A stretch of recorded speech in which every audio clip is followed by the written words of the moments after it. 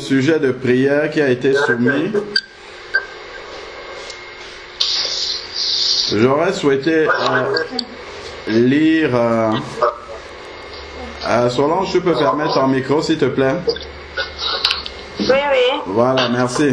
J'aurais souhaité lire quelques versets pour nous apporter en tout cas quelques versets de la parole de Dieu par rapport à la prière que nous venons de faire, où nous demandons au Seigneur de remplir notre sœur d'amour. Amen. Voilà, donc on va voir ce que la parole de Dieu, en tout cas dans quelques versets, ce que la parole de Dieu nous dit à propos de cela. Regardons premièrement Jean 17, verset 26. Nous savons en fait que le Seigneur, dans Jean 17, avant de partir, il a fait une prière pour ses disciples.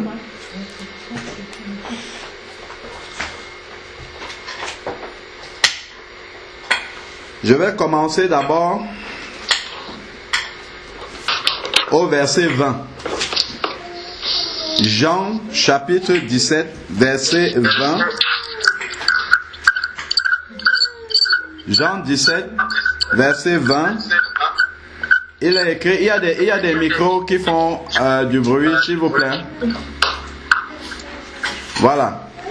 Alors, Jean 17, verset 20 nous dit, donc, si vous lisez tout Jean 17, en fait, c'est la prière de Jésus, mais au verset 20, il dit, ce n'est pas pour eux seulement que je prie, mais encore pour ceux qui croiront en moi par leur parole. Amen. Afin que tous soient un comme toi, Père, tu es un en moi et moi en toi, qu'eux aussi soient un en nous, afin que le monde croie que tu m'as envoyé. Amen. Donc, ce que le Seigneur dit dans sa prière, c'est qu'il n'est pas seulement en train de prier pour ses disciples qui étaient là, les 12, les 11 on va dire, parce qu'il y a un qui n'a pas suivi la route qu'il fallait. Donc, sa prière ne s'adresse pas seulement à Dieu pour les 11, mais ça s'adresse à tous ceux qui croiront grâce par la parole des disciples. Et nous savons que si nous avons la Bible aujourd'hui, c'est que le Seigneur est passé par les disciples pour transmettre sa parole et aujourd'hui nous l'avons entre les mains. Donc si nous croyons aujourd'hui par la parole que les disciples ont transmise et qui nous est parvenue, ce qui veut dire simplement que la prière de Jean 17, Jésus l'a faite aussi pour nous. Amen.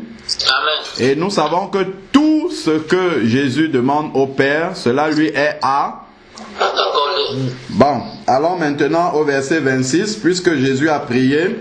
Nous lisons le verset 26 qui dit, je leur ai fait, donc aux disciples et à nous qui croyons, je leur ai fait connaître ton nom et je le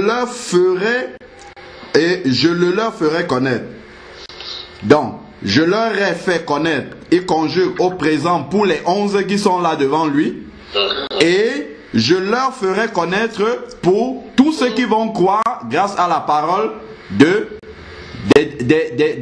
11 disciples, c'est-à-dire à nous, par son esprit maintenant aujourd'hui, il nous fait connaître ce nom-là. Et ensuite, il dit, afin que l'amour dont tu m'as aimé soit en eux et que moi je sois en eux. Amen. Ça veut dire que la prière qu'on vient de faire maintenant, Jésus l'avait faite déjà il y a 2000 ans pour nous. Et ça a été exaucé. Est-ce que vous avez compris ce que j'ai dit? Jésus a fait cette prière-là il y a 2000 ans et ça a été exaucé. Donc, à partir du moment où quelqu'un croit, à partir du moment où quelqu'un a reçu Jésus dans sa vie, cet amour-là est déjà en lui. L'amour de Jésus complet est dans cette personne-là. Ça fait partie du cadeau de la nouvelle naissance. C'est complet déjà. Maintenant, ce qui va nous empêcher de manifester cet amour-là qui est en nous, on ne va pas chercher cet amour-là ailleurs. En fait, il est en nous déjà, parce que nous avons l'Esprit de Dieu. Maintenant, ce qui va empêcher simplement que cet amour-là se manifeste, je crois le frère Nicanor a cité cela dans sa prière, c'est tout simplement en résumé la chair. La chair va empêcher que l'amour de Jésus qui est déjà en nous se manifeste.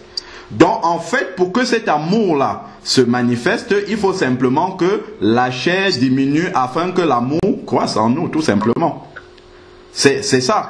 Plus justement on va tuer la chair et toutes ces manifestations dans notre vie, naturellement l'amour de Jésus qui est en nous va s'exprimer. En fait, nous sommes un peu comme regardez par exemple un pot de fleurs vide. Prenez un pot de fleurs vide.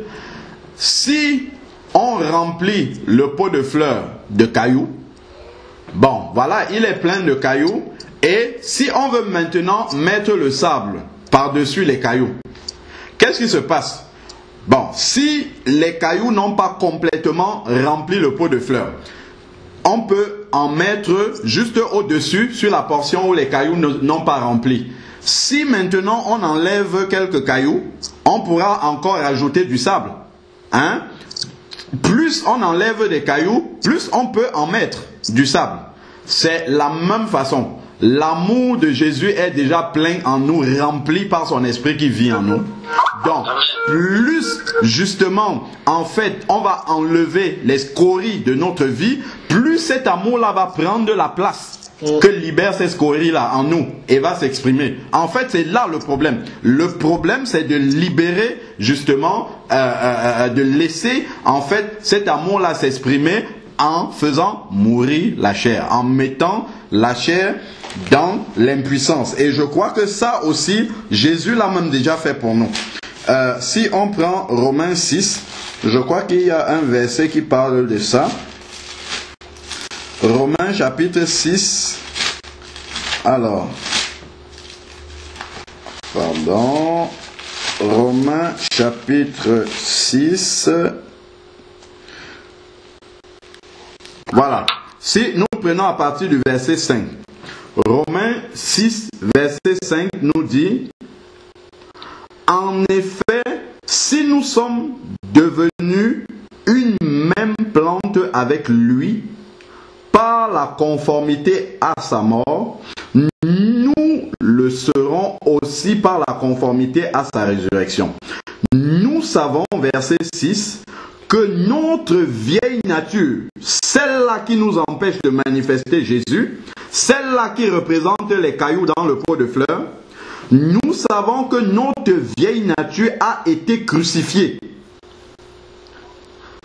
avec lui, afin que ce corps de péché, le corps de péché qui empêche de manifester la nature de Jésus, soit réduit à l'impuissance et que nous ne soyons plus esclaves du péché.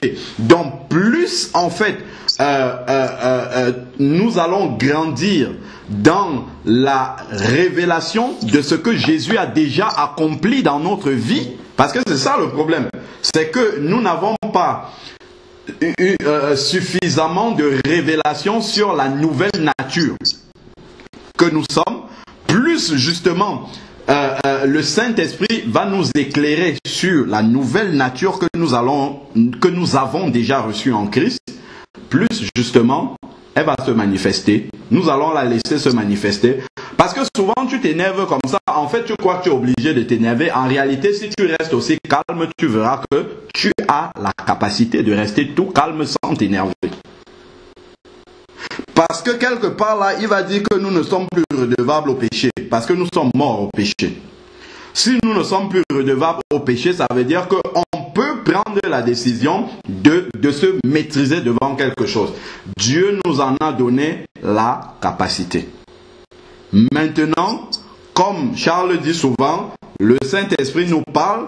Après maintenant, nous choisissons soit d'obéir, soit de réagir par la chair. Si nous obéissons, l'amour de Jésus va se manifester. Si nous laissons la chair prendre le dessus, l'amour de Jésus sera étouffé. Et là, on va se retrouver en train de prier pour que cet amour-là vienne d'ailleurs pour être en nous. Non, on n'a même plus besoin de prier pour que ça vienne d'ailleurs. C'est déjà en nous.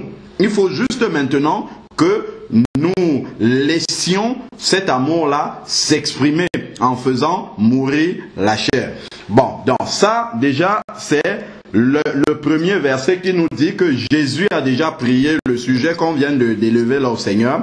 C'est bien de prier, mais Jésus avait déjà prié pour ça et c'est accompli. Maintenant, le sens de cette prière-là doit aller dans une autre direction. C'est pas vraiment l'amour qu'on doit demander, mais c'est la crucifixion de la chair afin que cet amour-là puisse se manifester en nous. Conséquence, Jean 13, verset 34. Prenons Jean chapitre 13, verset 34. Qu'est-ce qu'il nous dit?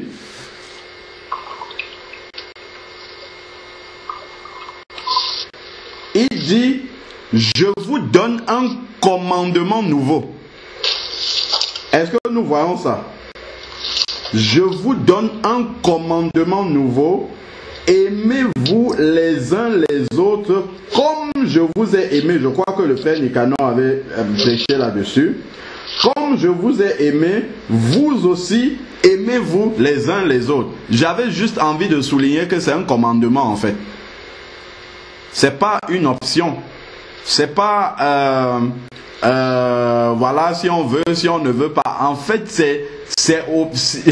comment dire, c'est un ordre du Seigneur. Et donc, si le Seigneur nous donne un ordre, c'est qu'il nous a donné la capacité d'obéir à cet ordre-là. Jamais le Seigneur ne peut nous demander quelque chose dont nous n'avons pas la capacité. Voilà, donc ça veut dire déjà que cette capacité-là est en nous de pouvoir aimer notre prochain comme nous-mêmes. Ça, c'est clair, c'est déjà en nous. On ne va pas aller encore demander ça ailleurs, c'est déjà en nous. Maintenant, il faut simplement demander et continuer à crucifier la chair pour que cela se manifeste. Si nous allons encore plus loin, là, il a dit aimer le prochain comme nous-mêmes. Bon, notre prochain peut être gentil, ça va être simple de l'aimer. Mais si nous partons dans Luc 6, verset 27, Luc chapitre 6, verset 27, ça peut être un peu plus compliqué. Il dit, Luc 6, verset 27 dit, mais je vous dis, à vous qui écoutez, donc à nous tous qui recevons cette parole-là, le Seigneur dit, aimez vos ennemis. C'est à l'impératif, c'est un ordre aussi, c'est un commandement. Aimez vos ennemis, faites du bien à ceux qui vous haïssent, bénissez ceux qui vous maudissent, priez pour ceux qui vous maltraitent. Si quelqu'un vous frappe sur une joue, présente-lui aussi l'autre. Si quelqu'un te prend ton manteau, ne l'empêche pas de prendre encore ta tunique. Donne à quiconque demande et ne réclame pas tes biens à celui qui les prend. Voilà. Ce que vous voulez que les hommes fassent pour vous, faites-le pareillement pour eux. Voici la définition de aimer son prochain comme soi-même. C'est ça la définition ici. C'est de faire à mon prochain ce que j'aimerais qu'on me fasse. C'est comme ça qu'on manifeste au prochain qu'on l'aime véritablement. Et le Seigneur nous demande d'aimer aussi nos ennemis. Nous savons bien que la nature pécheresse, notre vieille nature ne pouvait pas aimer un ennemi. C'est impossible, totalement impossible de pouvoir aimer son ennemi. avec la nature pécheresse que nous avions. Mais nous avons lu dans Romains 6 que cette vieille nature-là a été crucifiée. Donc maintenant, en fait, nous devons prier pour demander au Seigneur vraiment de nous révéler cela. Parce que c'est écrit dans la Bible, mais il faut maintenant que le Seigneur, par un éclairage du Saint-Esprit, nous révèle que cette manière d'agir de la vieille nature-là, de ne pas pouvoir aimer son ennemi, d'en vouloir à son ennemi, de conspirer contre son ennemi, de ruminer dans son cœur contre son ennemi, de ne pas pardonner à son ennemi, que tout ça désormais a été englouti dans la mort de notre ancienne nature. Et que si on veut, on peut, parce que le Seigneur nous en donne et nous a déjà donné la capacité de pouvoir le faire. Seigneur, quand je vois mon ennemi, ça grouille dans mon cœur. J'aimerais pouvoir l'embrasser sans avoir un sourire jaune, mais l'embrasser de tout mon cœur, véritablement. Seigneur, aime-le au travers de moi. Parce que si je veux regarder à moi seulement, je ne pourrais pas, mais je sais que tu as déjà fait cela en moi. Donc au nom de Jésus, je vais le faire. Au nom de Jésus, ce n'est pas seulement pour chasser les démons. Au nom de Jésus, c'est aussi pour prendre autorité sur la vieille nature qui veut s'exprimer. Qui veut s'exprimer et qui veut prendre le dessus. Il faut qu'on en soit capable. Parce que quand on dit au nom de Jésus, c'est qu'on manifeste la volonté de vouloir accomplir une œuvre dont Jésus nous a donné l'autorité. Donc quand tu arrives devant un démoniaque, tu dis au nom de Jésus, sors par exemple de ce corps. En fait, c'est que tu as pris la décision et tu as la volonté de libérer ce captif-là de l'oppression démoniaque. De la même manière, quand ta vieille nature veut s'exprimer, tu dis au nom de Jésus, tais-toi. Et la nature ancienne, tu as désormais l'autorité sur elle et elle peut se soumettre. En réalité, lorsque notre vieille nature s'exprime, c'est parce que nous avons refusé de prendre l'autorité sur elle. Et parce que la chair, lorsqu'elle réagit, nous sommes quelque part soulagés. Ça, c'est la vérité. Voilà. Ça c'est la vérité. Hein. Il n'y a personne sur cette terre-ci qui est déjà arrivé et dire que bon, tout ça c'est derrière moi. Non, on court encore. Nous tous, on court. Comme l'apôtre Paul a dit, on court. Ce n'est pas comme si nous avions déjà remporté la course, mais nous courons justement pour rattraper le but. Alors, si nous prenons maintenant Matthieu, c'est Marc 12, je crois. Marc 12 aussi, qui nous rappelle une chose capitale dans la parole de Dieu. Non, là je suis dans Matthieu 12. C'est Marc chapitre 12. Voilà. À partir du verset 28. Il est dit, Marc 12, verset 28. Un des scribes qui les avait entendus discuter et voyait que Jésus avait bien répondu, s'approcha et lui demanda quel est le premier, ça a été beaucoup mentionné dans les prières, quel est le premier de tous les commandements. Jésus répondit, voici le premier. Écoute Israël, le Seigneur notre Dieu, le Seigneur est un. Verset 30. Tu aimeras le Seigneur ton Dieu de tout ton cœur, de toute ton âme, de toute ta pensée et de toute ta force. C'est un commandement. Un commandement, ça veut dire que on est censé pouvoir l'appliquer.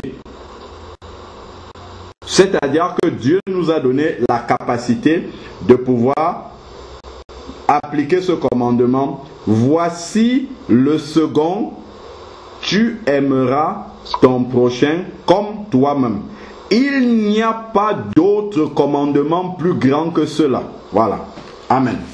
Donc, en résumé, si nous disons que si nous avons